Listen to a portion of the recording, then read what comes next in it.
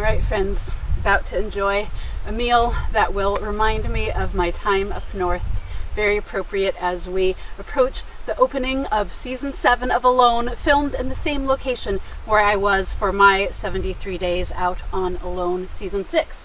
So, happened to pass a road-killed squirrel that was good and fresh last week, and decided not just to pick it up and process it, but also to share with you the recreation of how I ate my squirrels when I was out there.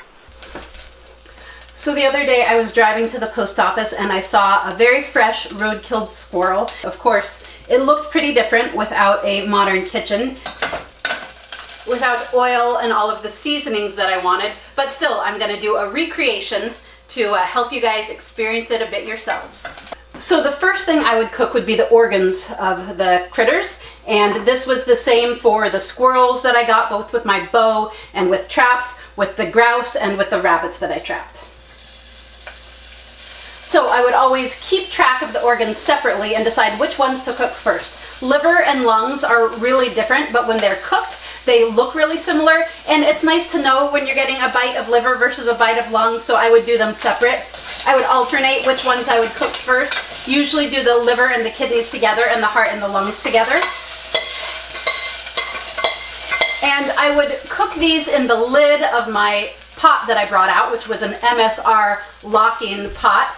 And I would cook them in just the teensy little bits of rendered fat that I could render from scraping the hide and getting the membrane, which has some fatty tissue, and then pulling whatever fat there was around the organs when butchering them. Sometimes there'd be a little bit of fat under the skin too, often not up there. It is a lean place up there. But whatever little bit of fat I could get off of them, I would render by cutting it into little bits and then cooking it down in the lid first until the liquid fat melted out of the fatty tissue.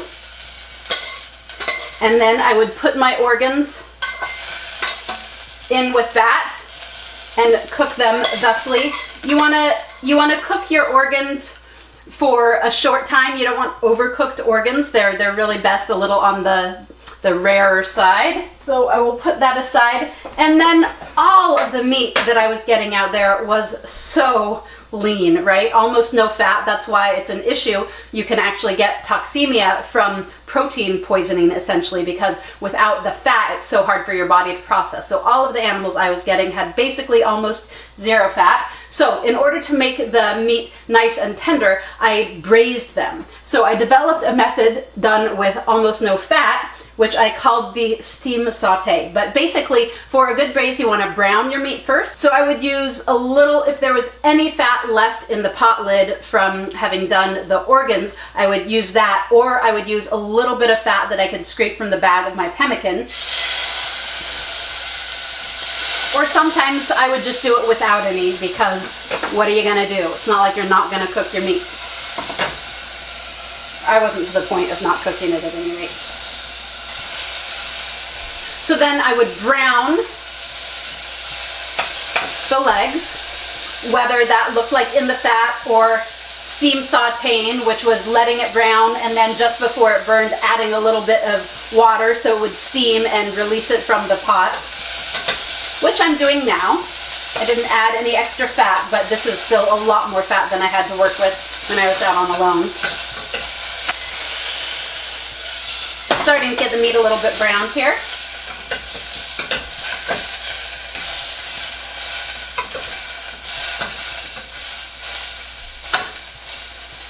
So that is how I would do each of the legs, brown them, and then I would add water, and then I would bring it up to just a part way up the pot, and then I would shut down that locking lid of those MSR pots, and that would keep the water in there so I could keep them going for a long time. And braising is essentially kind of steaming the meat with the juices already in there, so it makes it a lot more tender, a lot faster than boiling. So I could braise the meat to tender within an hour or two versus 3 or 4 hours of boiling, which was a lot of energy when I was out there harvesting all of the thin firewood and tending a smoky fire and wasting precious calories to do so.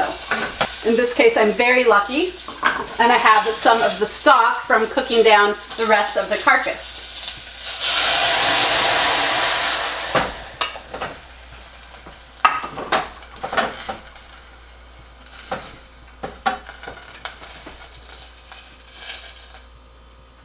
now I have all of the legs of the squirrel in here and about half covered with stock. And then I'm just going to put the lid on and let them do their thing for a while.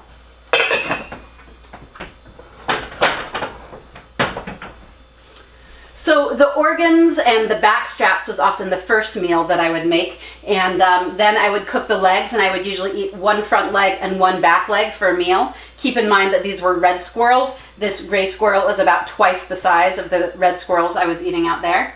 And then after eating 2 meals of one of each legs, front and back, then I would boil down the rib cage and all of the parts that were left on the carcass, and the head. So the head was the most delectable part, because that of course is where the brain is, which has more fat than the whole rest of the animal put together by a long shot, and out there that was so key.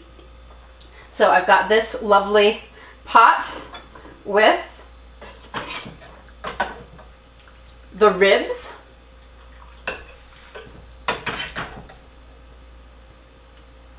and the head, both boiled for about 3 or 4 hours. So they're very tender meat falling off the bone, very well done. Be a good recreation of how I done it out there. So I'm going to take this outside somewhere beautiful to enjoy it.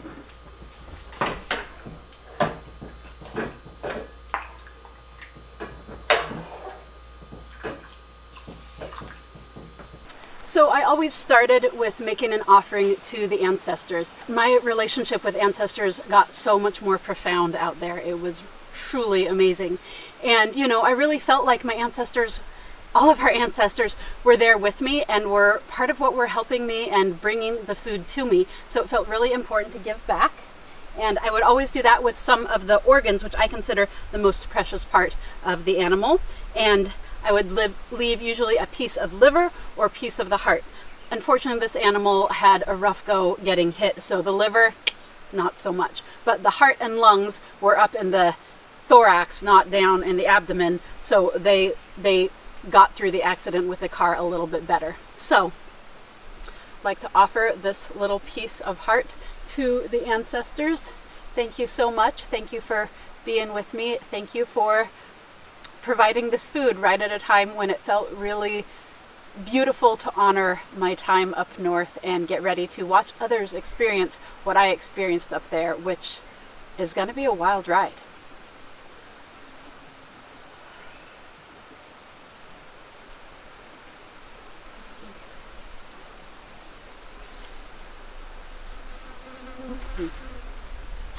Now, this squirrel is a gray squirrel, and what I had out there were red squirrels, so this is probably at least 2 times bigger than what I had to eat. Plus, it's somewhere where it has the ability to actually put fat into its body, which was not the case so much up in the north.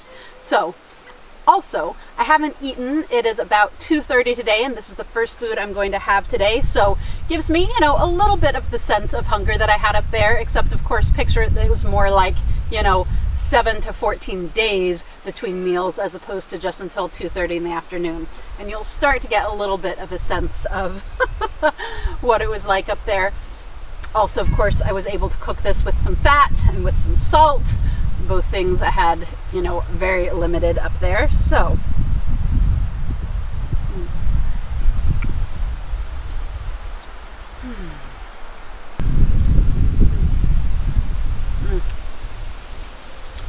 So up there I would usually eat the organs and the back straps as my first meal.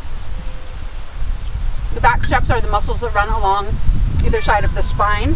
Hi, not for you. It's going to be really windy. Hopefully the sound will be okay. So I would cook the organs and the back straps as my first meal.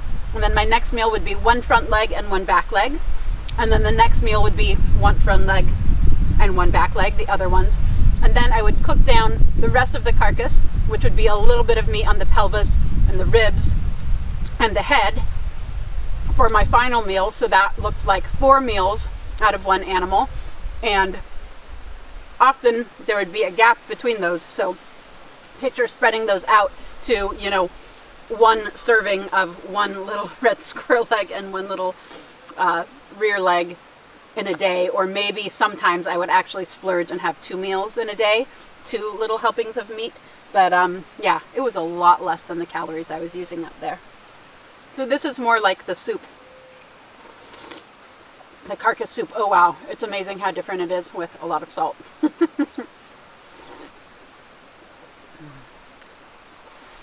But it definitely does bring me back to what just broth meant to my life out there.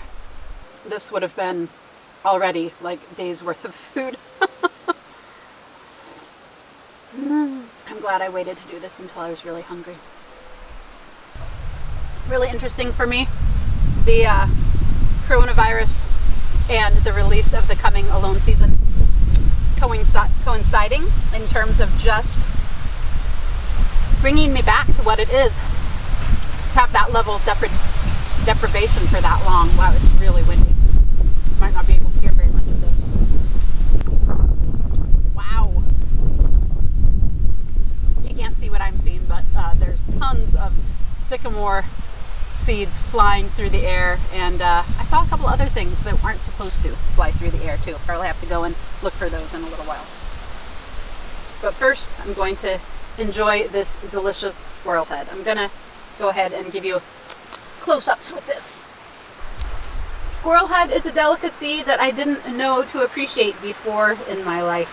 Raised rabbits for years and have eaten squirrel before, but usually I just composted the head. But after going for so long with nothing, man, I got to really appreciate every little bit of edible thing on an animal.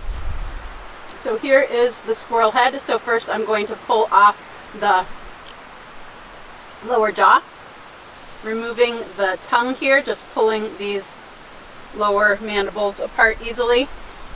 The tongue is definitely one of the delicacy bits of the head of a squirrel. A little bit of cartilage at the base of the tongue, which connects it. And then there's the meat at the base of the skull, so basically the neck meat as well.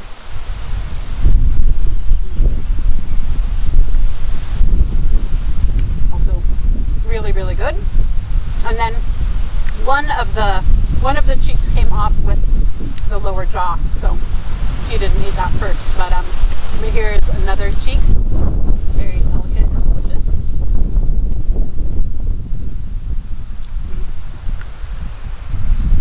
All kinds of things I had never really eaten or super considered eating before, like the palate of a squirrel and the part at the top of the head. Better believe I was eating a lot of palate.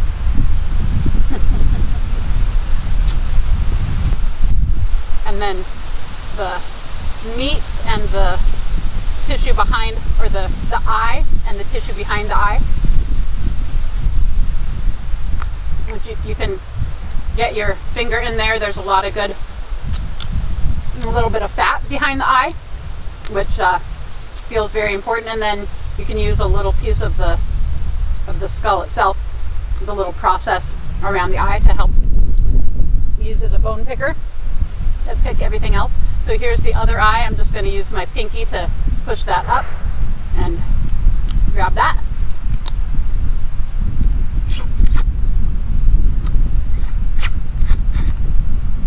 And then I'll do the palate just again with my pinky, just push the meat of the palate off. And then the nose, and then what's left of the lips. And then another little delicacy that I hadn't experienced before was sinuses, eating the sinuses of an animal. And actually, these are really, really good source of food because, you know, there are so many nerve endings because animals have such good senses of smell, right? So in order to have such a good sense of smell, they have to have a ton of tissue, nervous tissue, which means also a lot of blood vessels around the sinuses, which means there's a lot of good rich food there. So this has been cooked well enough that it's easy to crack the meat. And then the sinuses are really interesting. They're like a combination of bone and bone marrow. So there's like little thin bones in there, which are fine. You can just crunch up. Here's the tooth. Just pulled the tooth out from the upper jaw. And you know, rodents have those ever-growing teeth, so it's only that much tooth sticking out of the skull, but twice as much of that in there. So there is the squirrel tooth, super long. And then the only part of the skull that didn't seem worth messing with was the ear bones. The ear bones are super, super hard. Even with lots of cooking, they don't get soft, and I think it's because you need that in order to get that vibration for good hearing. So there is the skull now with everything edible removed so far: the nose, the sinuses, the eyeballs, the fat behind the eyeballs, the cheeks, the jaw, the base of the skull. Yeah, pretty much everything there. So now it's just the brain, which is the best part, of course, of the skull, especially if you've been going weeks and weeks with almost no fat. Cooked well enough, it's easy just to peel apart the skull. There's some more sinuses too.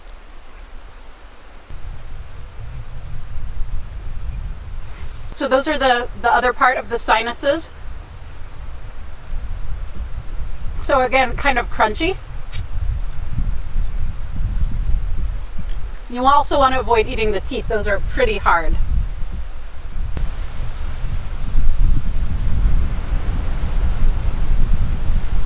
And then finally, this little piece, which was like the most precious thing in the universe, the brain of the squirrel. I called these truffles out there, squirrel brain truffles were awesome. Rabbit brain was obviously even more amazing, way bigger than this. But this is, again, twice the size of a red squirrel's brain, and yeah, fatty, totally awesome.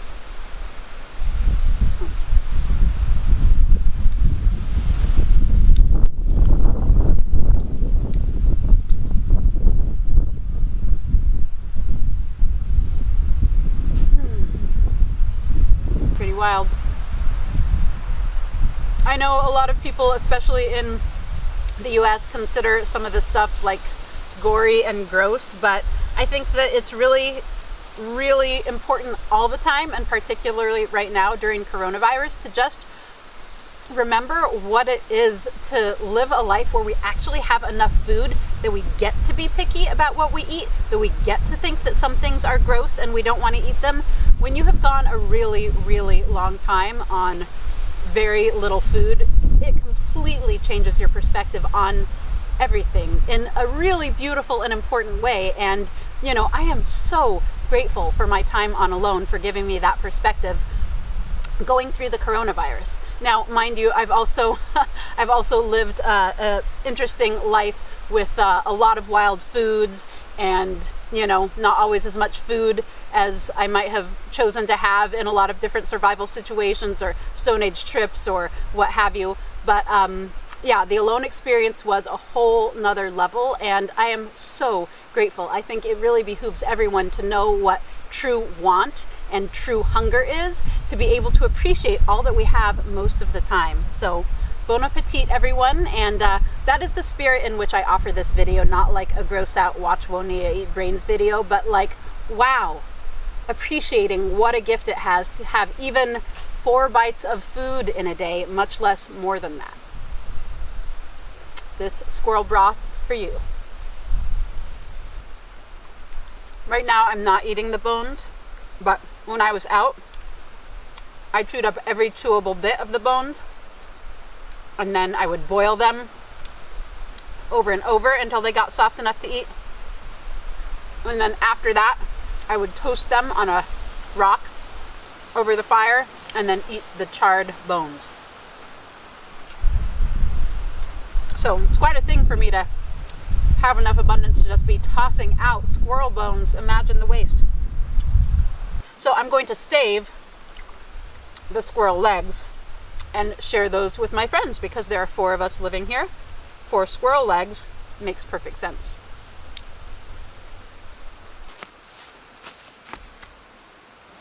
Okay, so ideally I would have cooked these for a bit longer, but here to show you is the braised back leg. And when I was out on Alone, I would always cut these into 2 pieces so it felt like more food, and it also cooked more evenly that way. And then here is the front leg, and again, that would be 2 pieces as well. The front shoulder is made up of all of these very small muscles, each of which has a membranous sheath around it, fascia, and when that cooks down for a long time, it kind of caramelizes into a gelatin. Also, there's a little bit of fat in the membranes between those muscles, and when you've gone so long with almost no fat and your body is absolutely starving for it, you can feel the subtle difference between the teensy little bits of fat between the muscles in the shoulder and the lack of fat in the muscles elsewhere. So that shoulder was like, oh, it was the dessert of all of the other parts of the leg. And you know, it's really interesting now being in a place where I'm not insanely calorie deprived and I don't have that same sense in my body, that like antenna for the richest part of the meal, and I'm not instantly drawn to that part more than any other part. And there's ways that I kind of miss really being so in touch with the food value of every single thing I eat, you know. It's a beautiful, beautiful thing. I recommend having an opportunity to experience something like it for everyone, and it will completely change your perspective on your life in a real lasting way. Thanks for joining me, everyone. Can't wait to see what we have in store as we watch the participants of season 7 of Alone go through all they did out there. It's an emotional process for me, getting, you know, prepared to watch that, including watch a good friend of mine go through it. And yeah, I expect it to really bring me back in a visceral way, and looking forward to it.